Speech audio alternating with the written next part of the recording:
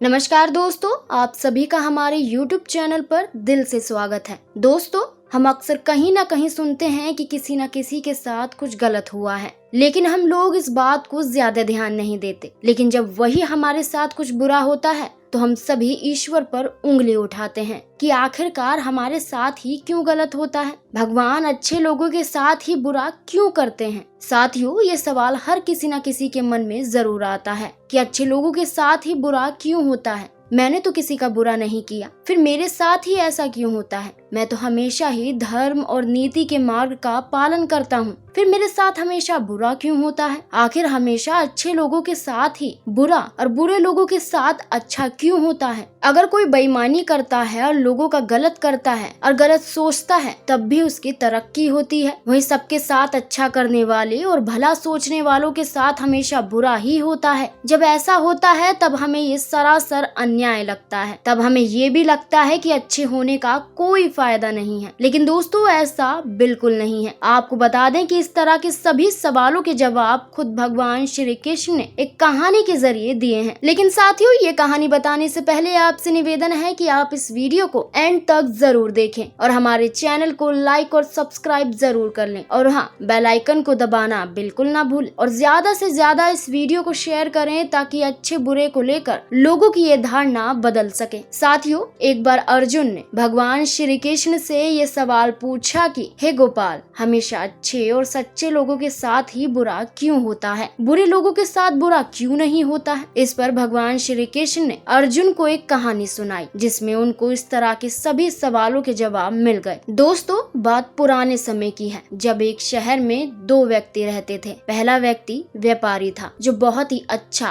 और नेक इंसान था। वो धर्म और नीति का पालन करता था, भगवान की भक्ति करता था और मंदिर जाता था। इसके अलावा वो हर तरह के गलत कामों और संगति से दूर रहता था। लेकिन वहीं दूसरा व्यक्ति इसके बिल्कुल विपरीत और दुष्ट प्रवृत्ति का था। वो हमेशा ही गलत काम करता था। मंदिर जाने की बजाय वहाँ से पैसे और चप्पल चुराता था, झूठ बोलता था और नशा करता था। फिर एक दिन की बात है जब उस दिन बहुत तेज बारिश हो रही थी। उस समय हर कोई अपने घर में था और मंदिर में सिर्फ पुजारी जी थे। उस लालची व्यक्ति ने पुजारी को मंदिर में अकेला देखकर मंदिर का सारा धन चुरा लिया और पंडित जी की नजरों से बच बचाकर वहाँ से भाग निकला। वहीं कुछ समय बाद वहाँ पर वो भला व्यापारी मंदिर में दर्शन के लिए गया तो उस पर चोरी करने का इल्जाम लगा दिया गया। वहाँ पर लोग जमा हो गए और व्यापारी को भला बुरा कहने लगे। जैसे ही वो व्यक्ति मंदिर से बच बचाकर बाहर निकला तो उसको एक बैलगाड़ी ने टक्कर मार दी जिसमें वो बुरी तरह से घायल हो गया। तभी उसी दौरान उस व्यापारी को वही दुष्ट व्यक्ति मिला। वो खुशी में झूमता हुआ जा रहा था और बोल रहा था कि आज तो किस्मत ही चमक गई, एक साथ इतना सारा धन हाथ लगा है। जब व्यापारी ने ये बात सुनी तो वह हैरान हो गया। उसने घर जाते ही गुस्से में घर में मौजूद भगवान की सारी तस्वीरें निकाल दी और भगवान से नाराज होकर जीवन बिताने लगा। साथियों, कुछ समय बाद दोनों ही व्यक्तियों की मृत्यु हो गई और दोनों यमराज के सामने गए। तो उस व्यापारी ने नाराज होते हुए यमराज से सवाल किया कि मैं तो हमेशा से ही अच्छे काम करता था, जिसके बदले मुझे अपमान और दर्द मिला, और इस अधर्म करने वाले दुष्ट को नोटों से भरी पोटली आखिर क्यों। वह व्यापारी के सवाल पर यमराज बोले, जिस दिन तुम्हारे साथ दुर्घटना घटी थी वो तुम्हारी जिंदगी का आखिरी दिन था, लेकिन तुम्हारे अच्छे कर्मों की वजह से तुम्हारी मृत्यु एक छोटी सी चोट में बदल गई। वहीं इस दुष्ट को जीवन में राजयोग मिलने की संभावनाएं थी, लेकिन इसके बुरे कर्मों के चलते वो राजयोग एक छोटे से धन की पोटली में बदल गया। साथियों, इस कहानी के बाद श्री कृष्ण ने अर्जुन को बताया